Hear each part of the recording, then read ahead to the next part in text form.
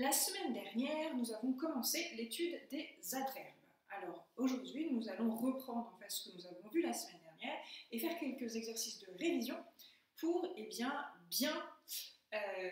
asseoir ce que nous avons découvert.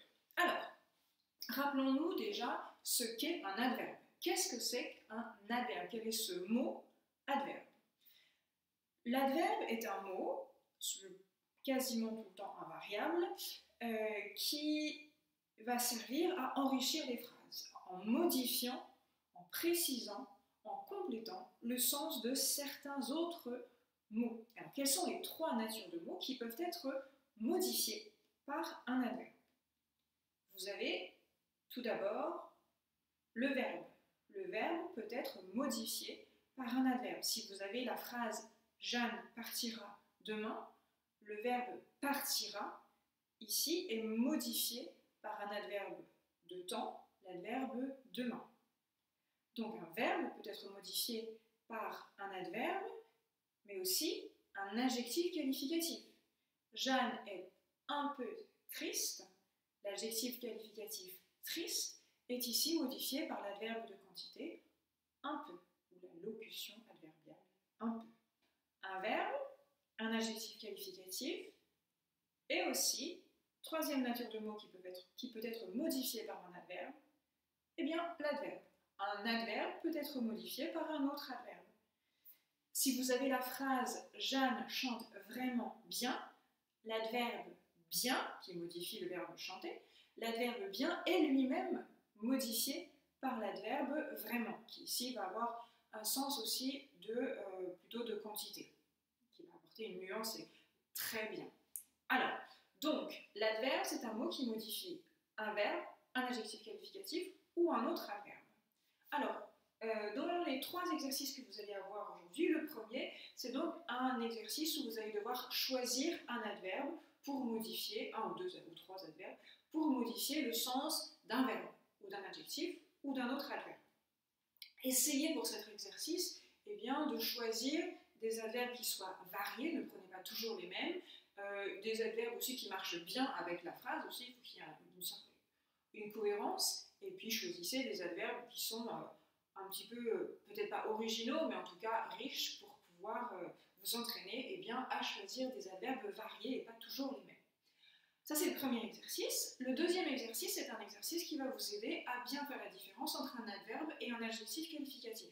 J'en avais déjà parlé la semaine dernière pendant mon cours. Là, on va refaire une petite explication pour que vous soyez bien préparés pour cet exercice. Alors, on se souvient d'abord qu'un adjectif qualificatif, c'est un mot qui, lui, va qualifier, compléter le sens d'un nom. Le sens d'un nom ou d'un pronom. Mais on va ici plutôt d'un nom. Alors que l'adverbe, on l'a vu, c'est un mot qui modifie un verbe, un adjectif qualificatif ou un autre adverbe. Ce qui veut dire que pour savoir, parce que là, évidemment, dans l'exercice, vous allez avoir des mots qui sont exactement les mêmes. Donc des mots qui peuvent parfois être adjectifs qualificatifs, parfois être adverbes. Donc vous ne pouvez pas simplement regarder le mot en lui-même pour savoir si c'est l'un ou l'autre. Vous devez regarder s'il complète, qualifie un nom, ou bien s'il modifie un verbe, un adjectif ou un autre adverbe. Reprenons un exemple que j'avais pris la semaine dernière. Mon père est le plus fort du monde. Mais aussi la phrase « ne parlez pas si fort ». Vous avez « fort » dans les deux phrases. Le premier, « fort », est un mot qui va avec quel autre mot? Quel mot est complété par le mot « fort » ? Évidemment, « fort » va avec « père ». Mon père est le plus fort du monde. Donc, cela veut dire que je dois me poser la question, quelle est la nature de père? Père, évidemment, est un nom commun. Donc, si vous avez un mot qui modifie, complète un nom, il s'agit d'un adjectif qualificatif.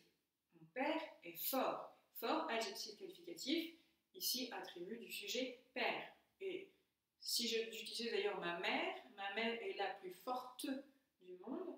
Ici, ça ne marche pas toujours, mais ici, c'est pratique parce que j'entends bien l'adjectif qualificatif qui s'accorde avec le nom, alors qu'on se souvient qu'un adverbe est invariable. Sauf très rares exceptions, avec tout. Bref, on va laisser les exceptions de côté. Donc, pour la première phrase, fort est un adjectif qualificatif. Alors que pour la deuxième phrase, ne parlez pas si fort, fort va avec quel autre mot? Ne parlez pas si fort, fort va avec parler, parler fort. Parler est un verbe et donc fort est un adverbe. Un adverbe ici, un adverbe de manière.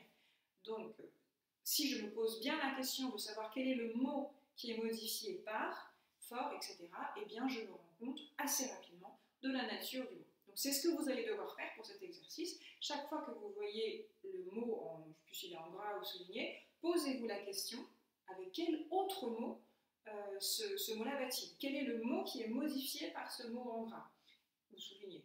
Et du coup, vous pourrez savoir quelle est la nature du mot. Enfin, un dernier exercice, 2 petites phrases dans lesquelles des adverbes se sont glissés et il va falloir les analyser. Rappel sur l'analyse de l'adverbe.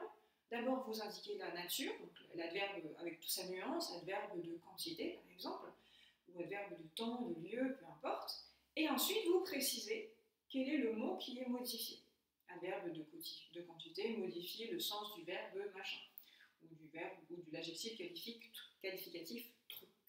Bref, donc vous devez analyser les adverbes. Petit indice, il y en a 4 qui se sont glissés dans ces phrases. Voilà, j'espère que vous avez tout ce qu'il vous faut pour faire vos exercices. N'hésitez pas à me contacter ou me faire savoir si vous avez des difficultés. Bon courage!